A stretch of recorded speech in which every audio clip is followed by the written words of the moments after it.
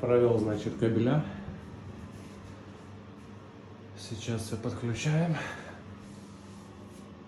Одна будет здесь. Лампочки IP65, поэтому они специально для ванны. Их можно ставить сюда, даже над душевой кабиной. Они будут водонепроницаемые. Вот так вот сейчас подключаем. Стараемся сейчас подключить. Ставим, шпаклюем старую дырку, где был фонарь. Все, работа сделана.